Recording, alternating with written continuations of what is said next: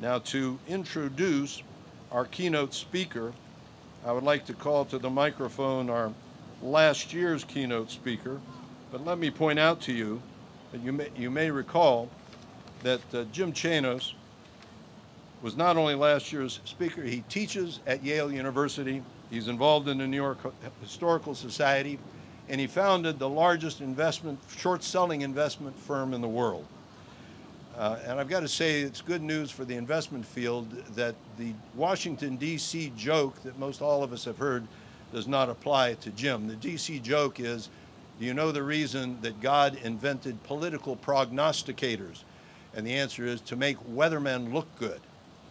But that's not Jim's case. When Jim predicted the downfall of Enron, Barron's magazine called his prediction the market call of the decade, if not the past 50 years. So I'd introduce our keynote speaker, Jim Chanos. Jim.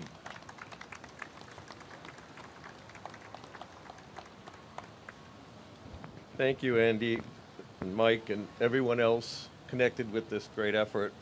The one word you can never say to Andy or Mike or the indomitable Father Alex is "okay" when they ask you to do something. It just is not natural, and it doesn't occur because they do good things on behalf of our community. And I'm happy to be here.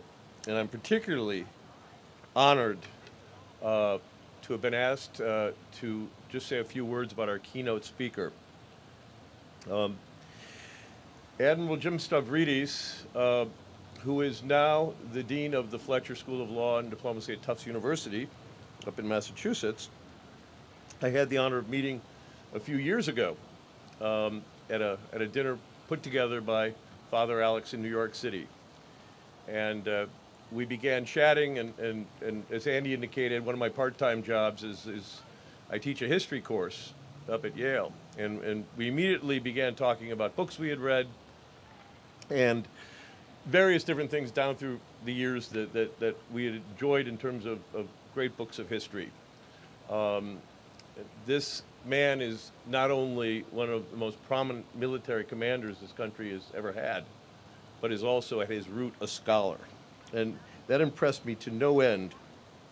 In fact, we even decided at the spur of the moment at some point to take a tour of the battlefield of Waterloo in Belgium, because as the Supreme Allied Commander at the time, I figured he could probably get me past a few velvet ropes. And then he goes and retires. But Jim, the 200th anniversary is coming up this June. And I know when you were the Admiral that your private jet was probably better than mine. But in the private sector now, I think I can probably offer to take you. So if you want to make a date, we're going to go. And for those of you that don't know, I mean, the accomplishments of Admiral Stavridis are legend, not only within the Navy, but overall in the North Atlantic community. In addition to being the 12th Dean of the Fletcher School of Law and Diplomacy, where he also graduated with a master's and PhD while serving in the Navy. Jim is the chairman of the board of the Naval Institute. And of course, beyond his myriad naval commands that many of you already know about, most importantly, he was the 16th Supreme Allied Commander in Europe. And I believe the first and only naval officer ever to hold that position, which is quite an accomplishment for what was always basically given to the generals of the world. He also, as I understand it, was the first Supreme Allied or any commander any time in history who tweeted the end of a conflict at the end of the Libyan conflict, which made some news in this new era of social media. As I indicated, Jim not only graduated from Fletcher, but is a 1976 graduate of Annapolis. In 1992, he graduated with honors at the National War College. And he is the author, I believe, of 8 books, 7 or 8, 8, 7, including Destroyer Commander and a number of things that I think some of you might never read, but you must definitely read The Accidental Admiral. which just came out and are his memoirs of his military career, most recently as Supreme Commander. And this book was fascinating to me because only a Greek-American admiral would use the characters of Tantalus, Sisyphus, and Prometheus to underscore current problems in military issues and strategies. And I had to smile when I read that passage. The book is quite a well documented and quick read, but also fascinating read. And congratulations on its publication. In the preface of the book, the most moving part to me, as I started to read it, was the very end of your preface.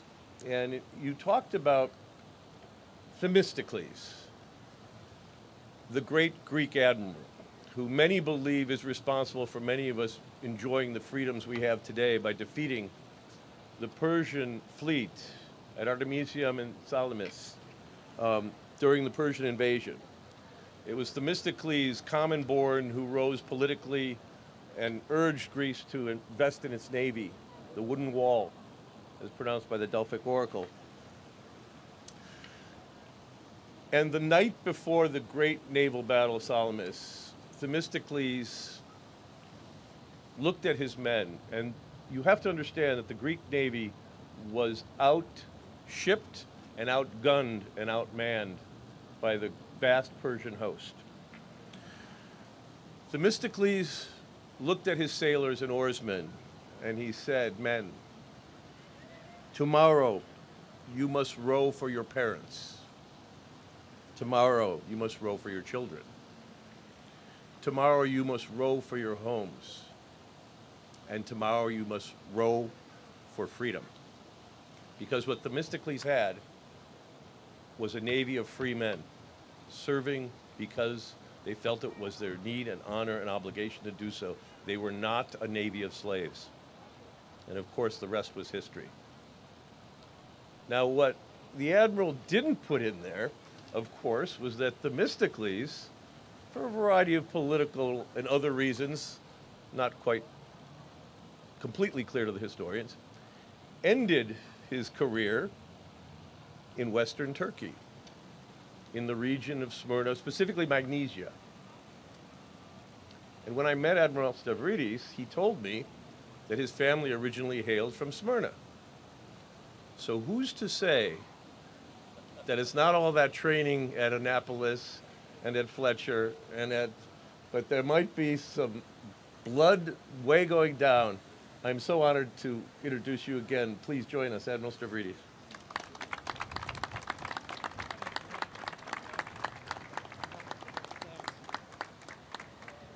Thank you, Jim, for that wildly over-the-top introduction. I have been described in many ways, but never as the descendant of Themistocles. I'll put that one in the record books. I want to begin by acknowledging the Greek-American community and the military of Greece, so well represented here, as well as all of the attachés from many of the NATO countries and many other coalition and allied partners. I want to thank the Monatos family for inviting me and putting this together, Jim Chanos for a terrific introduction. I want to acknowledge Senator Paul Sarbanes, one of the iconic figures in the Greek-American community, and my very good friend, spiritual advisor, Father Alex. I learned early when I met Father Alex 7 or 8 years ago, and this is good advice for anybody, when Father Alex asks you to do something, just do it, because eventually you're going to say yes anyway. It's a wonderful quality of persuasion, and you connect us all. So thank you. I think my job today is to really say a word about generations.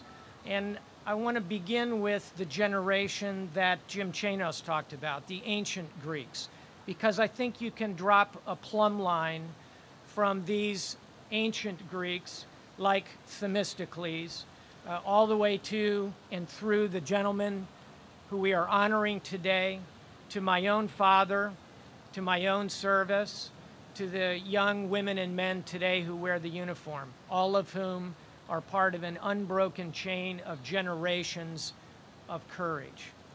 So Jim did a wonderful job talking about Themistocles. I'll say a word in addition about another iconic Greek. Jim, of course, stole the admiral.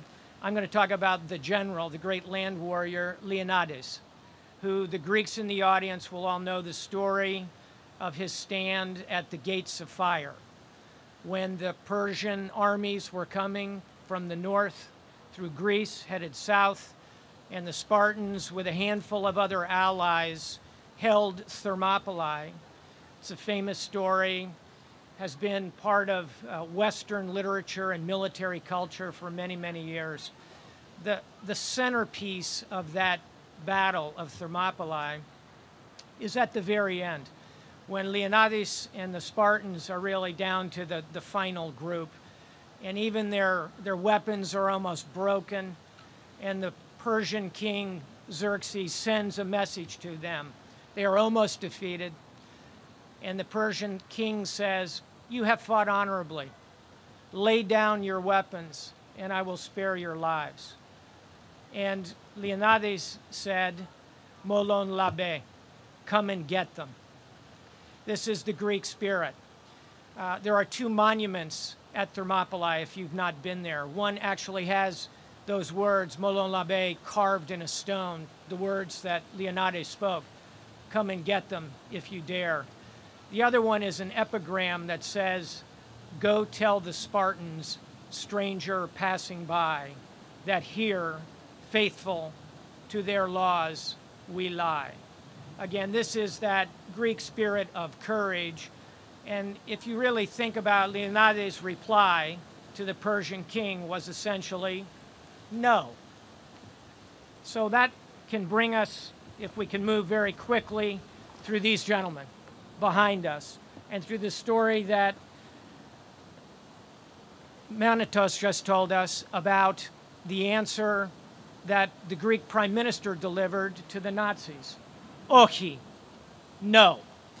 This is the essence, in so many ways, of Greek courage. The courage to stand alone, to face overwhelming odds, sometimes to win, sometimes to lose.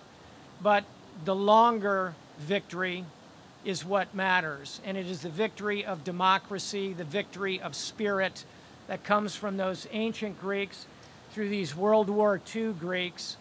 And if you'll indulge me, to my own father, George Stavridis, who joined the U.S. Marine Corps in World War II.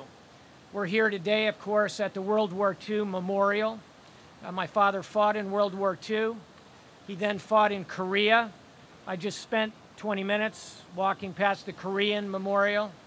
He fought there as a captain, and then he fought in the Vietnam War as a colonel of Marines in Vietnam.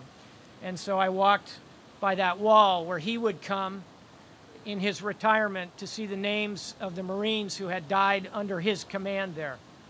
And I like to think that spirit that goes from Themistocles and Leonidas through so many generations of Greeks to these heroes of Greece and the United States who are behind us flowed to my father and perhaps in some small way to me in my career.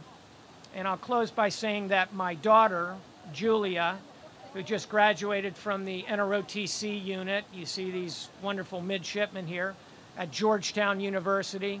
As I retired last spring, she took her commission in the U.S. Navy, fourth generation to serve this country, and she serves at Walter Reed today in her first assignment as a young Navy ensign. So this long line of service, of courage, flows through all of our men and women who are represented here today through so many generations, and it is a spirit, I think, marked by that word, by ochi, which is no to totalitarianism, no to being dominated, no to injustice, and in that sense, it is yes to liberty, to democracy, the ultimate legacy of Greece to our world. Thank you very much. It's a pleasure to be with you. Thank you.